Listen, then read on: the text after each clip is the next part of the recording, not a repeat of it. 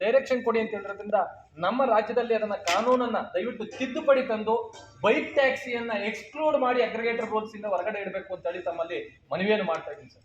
ಮತ್ತೆ ಹಾಗೆ ಅಗ್ರಿಗೇಟರ್ ಅಂತ ಸರ್ ಇವತ್ತು ತಮಗೆಲ್ಲ ಗೊತ್ತಿದೆ ಸರ್, 2016ರಿಂದ ನಮ್ಮ ರಾಜ್ಯದಲ್ಲಿ ಅಗ್ರಿಗೇಟರ್ ಕಂಪನಿಗಳು ಇವತ್ತು ಸೇವೆಯನ್ನು ಕೊಡ್ತಾ ಇದೆ. ಸುಮಾರು ಒಂದೇ ಒಂದು ಕಂಪನಿ ತಾನೇ ಡಿಸ್ಪ್ಲೇ ಮಾಡ್ಕೊಂಡಿರೋ ಪ್ರಕಾರ 5,680 ಕೋಟಿ ರೂಪಾಯಿನ ಲೈವ್ ಆನ್ ಮಾಡಿ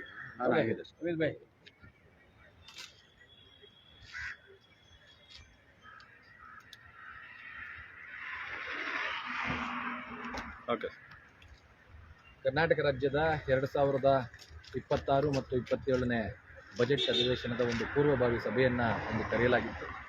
ಹಲವು ವಿಚಾರಗಳ ಕುರಿತು ಬಸ್ಸಿಗೆ ಸಂಬಂಧಪಟ್ಟಂಗೆ, ಆಟೋಗೆ ಸಂಬಂಧಪಟ್ಟಂಗೆ ಮತ್ತು ಟ್ಯಾಕ್ಸಿಗೆ ಸಂಬಂಧಪಟ್ಟಂಗೆ ಮತ್ತು ಮ್ಯಾಕ್ಸಿ ಕ್ಯಾಬ್ಗೆ ಸಂಬಂಧಪಟ್ಟಂಗೆ ಹಲವು ವಿಚಾರಗಳ ಬಗ್ಗೆ ಖಾಸಗಿ ಸಾರಿಗೆ ಸಂಘಟನೆಗಳ ಒಕ್ಕೂಟ ನಮ್ಮ ಮಂಡನೆಯನ್ನು ಇವತ್ತು, ನಮ್ಮ ಬೇಡಿಕೆಗಳನ್ನು ಇವತ್ತು ಮಾನ್ಯ ಮುಖ್ಯಮಂತ್ರಿಗಳು ಮತ್ತು ಸಾರಿಗೆ ಮಂತ್ರಿಗಳ ಮುಂದೆ ಇಡಲಾಗಿದೆ.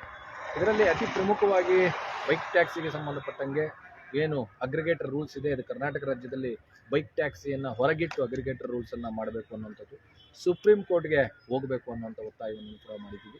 ಅದೇ ರೀತಿಯಲ್ಲಿ ನಮ್ಮ ಚಾಲಕರಿಗೆ ಸಂಬಂಧಪಟ್ಟಂತೆ ಚಾಲಕರಿಗೆ ಗೃಹ ಒಂದು ಇದನ್ನು ನಿರ್ಮಾಣ ಮಾಡಿಕೊಡುವಂಥದ್ದು ಆಗಿರ್ಬೋದು, ಮತ್ತು ನಮ್ಮ ಬಸ್ಸುಗಳಿಗೆ ಸಂಬಂಧಪಟ್ಟಂತೆ ತೆರಿಗೆ ಕಡಿತ ಮಾಡುವಂಥದ್ದು, ಶಕ್ತಿ ಯೋಜನೆಯನ್ನು ಡಿಸ್ಟ್ರಿಕ್ಟಿಗೆ ಸೀಮಿತಗೊಳಿಸುವಂಥದ್ದು, ಜಿಲ್ಲೆಗಳಿಗೆ ಸೀಮಿತಗೊಳಿಸುವಂಥದ್ದು, ಈ ರೀತಿಯಾಗಿ ಹಲವು ಬೇಡಿಕೆಗಳನ್ನು ಶಾಲಾ ವಾಹನದ ಚಾಲಕರಿಗೆ ಒಂದು ಸಬ್ಸಿಡಿ ದರದಲ್ಲಿ ಇದು ಕೊಡುವಂಥದ್ದು, ವಾಹನ ಖರೀದಿಸಲಿಕ್ಕೆ ಅನುಕೂಲ ಮಾಡಿಕೊಡುವಂಥದ್ದು, ಇವೆಲ್ಲವನ್ನು ನಾವು ಇವತ್ತು ಮಾನ್ಯ ಮುಖ್ಯಮಂತ್ರಿಗಳು ಮತ್ತು ಸಾರಿಗೆ ಮಂತ್ರಿಗಳ ಮುಂದೆ ಇಟ್ಟಿದ್ದೀವಿ.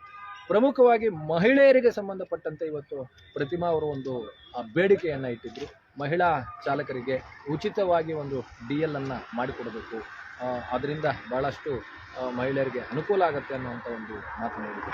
ಅದಕ್ಕೆ ಇವತ್ತು ಸರ್ಕಾರದ ಬಜೆಟ್ನಲ್ಲಿ ಆಗದೇ ಇದ್ರೂ ಪರವಾಗಿಲ್ಲ, ನಾನು ನಿಮಗೆ ಮಾಡಿಕೊಡ್ತೀನಿ ಅಂತ ಹೇಳ್ಬಿಟ್ಟು ಮಾನ್ಯ ಮಂತ್ರಿಗಳು, ಸಾರಿಗೆ ಮಂತ್ರಿಗಳು ಒಂದು ಆಶ್ವಾಸನೆಯನ್ನು ಕೊಟ್ಟಿದ್ದಾರೆ.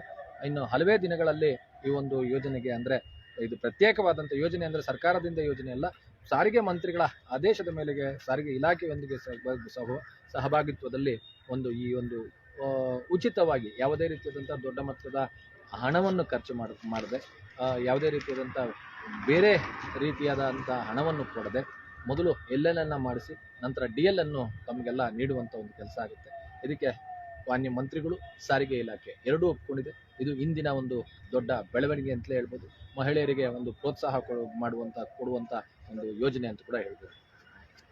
ನಮಸ್ಕಾರ ಸರಿ, ಏನು ಹೇಳಿದ್ದಾರೆ, ಇದೇ ರೀತಿ ಸ್ವಾವಲಂಬಿಯಾಗಿ ಬದುಕುವಂಥ ಹೆಣ್ಣು ಮಕ್ಕಳಿಗೆ ಏನು DL ಅನ್ನು ಸಿಗ್ತಾ ಇರಲಿಲ್ಲ, ಆಟೋನ ಟೆಸ್ಟ್ ಡ್ರೈವ್ ಮಾಡಿ ಏನು DL ಸಿಗ್ತಾ ಇರಲಿಲ್ಲ, ಇದಕ್ಕೆ ಸಚಿವರು ಇವತ್ತು ಅವರು ಓನಾಗಿ ಮಾಡಿಸ್ಕೊಡೋದಕ್ಕೆ, ಅಂದರೆ ಏನು ಸರ್ಕಾರಿ ದರ ಇದೆ ಅದನ್ನು ಕಟ್ಟಿ DL ಅನ್ನು ಮಾಡಿಸ್ಕೊಡೋದಕ್ಕೆ ಒಪ್ಕೊಂಡಿದ್ದಾರೆ.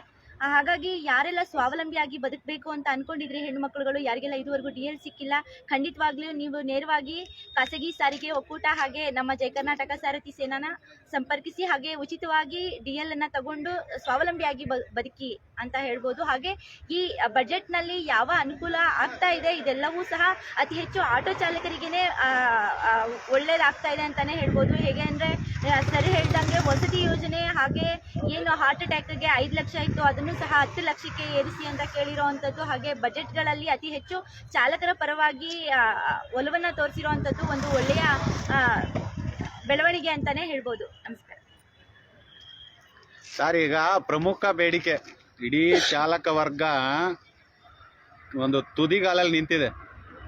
ಸುಪ್ರೀಂ ಕೋರ್ಟ್ಗೆ ಸರ್ಕಾರದ ನಿರ್ಧಾರ ಏನು ಮತ್ತು ಖಾಸಗಿ ಸಾರಿಗೆ ಸಂಘಟನೆಗಳು ಏನವತ್ತು ಬೇಡಿಕೆಯನ್ನು ಇಟ್ಟಿದ್ವಿ, ಇದಕ್ಕೆ ಮುಂದೆ ಏನು ಅಂತಕ್ಕಂಥದ್ದು ಹಲವಾರು ಚಾಲಕರುಗಳಲ್ಲಿ ಇದು ದೊಡ್ಡ ಮಟ್ಟದ ಗೊಂದಲವನ್ನು ಸೃಷ್ಟಿ ಮಾಡಿದೆ. ತಾವೆಲ್ಲರೂ ಕೂಡ ನೋಡಿರ್ಬೋದು, ಏನು ಈ ತಿಂಗಳು 23ನೇ ತಾರೀಕು ಒಳಗಡೆ ಸುಪ್ರೀಂ ಕೋರ್ಟ್ಗೆ ಹೋಗಬೇಕು ಅಂತ ಒಂದು ಗಡುವು ಇತ್ತು. ಇದನ್ನ ತುಂಬ ಕೆಂಗಣ್ಣಿನಿಂದ ಕಾಯ್ತಾ ಇರೋದು ಇದೆ ಮತ್ತು ಆಕ್ರೋಶವೂ ಕೂಡ ಅಷ್ಟೇ ದೊಡ್ಡ ಮಟ್ಟಕ್ಕೆ ಸರ್ಕಾರದ ವಿರುದ್ಧವಾಗಿ ಕಾಣ್ತಾ ಇದೆ. ಯಾಕೆಂದರೆ ಸಾರಿಗೆ ಸಚಿವರು ಹೇಳಿಕೆಯನ್ನು ಕೊಟ್ಟರು, ಆದರೆ ಇದುವರೆಗೂ ಕೂಡ ಒಂದು ಮೀಟಿಂಗ್ ಮಾಡಿದ್ದನ್ನು ಎಲ್ಲೂ ಕೂಡ ಬಹಿರಂಗವನ್ನು ಪಡಿಸಿಲ್ಲ ಅಂತಕ್ಕಂಥದ್ದು ಕೂಡ ಚಾಲಕರುಗಳಲ್ಲಿ ದೊಡ್ಡ ಮಟ್ಟದ ಒಂದು ಆಕ್ರೋಶ ಇದೆ. ಇದಕ್ಕೆ ತಮ್ಮ ಅನಿಸಿಕೆ ಏನು ಹೇಳುತ್ತೆ? ಯಾಕೆಂದರೆ ಖಾಸಗಿ ಸಾರಿಗೆ ಸಂಘಟನೆಗಳು ಈ ಹಿಂದೆ ಹಲವಾರು ಹೋರಾಟಗಳನ್ನ ಮಾಡಿ ಚಾಲಕರ ಪರವಾಗಿ ನ್ಯಾಯವನ್ನು ತಂದುಕೊಟ್ಟಿರ್ತಕ್ಕಂತಹ ಒಂದು ಸಂಘಟನೆ.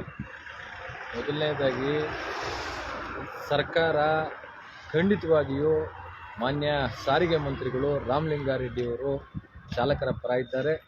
ಇವತ್ತು ಕೂಡ ಅವರು ಹೇಳಿದ್ದಾರೆ, ಖಂಡಿತ ನಾನು ಇದಕ್ಕೆ ಬೇಕಾದಂಥ ಎಲ್ಲ ವ್ಯವಸ್ಥೆಯನ್ನು ಮಾಡಿಕೊಡ್ತೀನಿ. ಸ್ವಲ್ಪ ನಮಗೆ ಕಾಲಾವಕಾಶ ಬೇಕು, ಇನ್ನೂ 10 ದಿನಗಳ ಕಾಲ ಸಮಯ ಇದೆ, ತಾವು ತಲೆ ಕೆಡಿಸ್ಕೋಬೇಡಿ.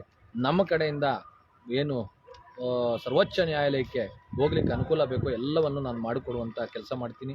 ಹಾಗೆ ಇದನ್ನು ಕೂಡ ಏನು ಮಾನ್ಯ ಮುಖ್ಯಮಂತ್ರಿಗಳ ಒಪಿನಿಯನ್ ಅಲ್ಲ, ಅವರ ಒಂದು ಇದನ್ನು ಕೂಡ ಪರ್ಮಿಷನ್ನು ಕೂಡ ತೆಗೆದುಕೊಳ್ತೀನಿ ಅನ್ನೋಂಥ ಒಂದು ಆಶ್ವಾಸನೆಯನ್ನು ಇವತ್ತು ಕೊಟ್ಟಿದ್ದಾರೆ. ಖಂಡಿತ ನಾನು ಅವರ ಮೇಲೆ ನಂಬಿಕೆ ಇಟ್ಟಿದ್ದೀನಿ, ಆ ನಂಬಿಕೆಗೆ ದ್ರೋಹ ಆಗಲ್ಲ ಅಂತ ನಾನು ಅನ್ಕೊತೀನಿ. ಮತ್ತು ಇನ್ನೊಂದು, ಆ ರೀತಿಯಲ್ಲಿ ಖಾಸಗಿ ಸಾರಿಗೆ ಸಂಘಟನೆಗಳ ಒಕ್ಕೂಟ ಏನಿದೆ ಇನ್ನೂ ತನ್ನ ಶಕ್ತಿಯನ್ನು ಕಳೆದುಕೊಂಡಿಲ್ಲ. ಹಿಂದೆ ಹೇಗಿತ್ತೋ ಅಷ್ಟೇ ಪ್ರಬಲ, ಅಷ್ಟೇ ಶಕ್ತಿಯುತವಾಗಿ ಇವತ್ತು ಕೂಡ ಖಾಸಗಿ ಸಾರಿಗೆ ಸಂಘಟನೆಗಳ ಒಕ್ಕೂಟ ಇದೆ, ಮುಂದೆ ಕೂಡ ಇರುತ್ತೆ. ನಾವು ಈ ರೀತಿಯಲ್ಲಿ ಏನಾದರೂ ಸುಪ್ರೀಂ ಕೋರ್ಟ್ಗೆ ಅವ್ರು ಹೋಗಲಿಲ್ಲ ಅಂತಂದರೆ ನಮ್ಮಲ್ಲಿ ನಾವು ಯಾವ ರೀತಿಯಲ್ಲಿ ಹೋಗ್ಬೋದು ಅನ್ನೋಂಥದ್ದನ್ನು ಕೂಡ 23ರ ನಂತರ ನಾವು ಡಿಸೈಡ್ ಮಾಡಿದ್ವಿ sir. Okay, thank you sir. ಎಲ್ಲ ಚಾಲಕರುಗಳು ಒಂದು ಒಳ್ಳೆ ಆಶ್ವಾಸನೆಯನ್ನು ಕೊಟ್ಟಿದ್ದಕ್ಕೆ ಎಲ್ಲ ಚಾಲಕರ ಪರವಾಗಿ ಅಭಿನಂದನೆಗಳನ್ನು ಸಲ್ಲಿಸ್ತೇವೆ. ನಮಸ್ಕಾರ ಅಧ್ಯಕ್ಷರಿಗೆ. ನಮಸ್ಕಾರ.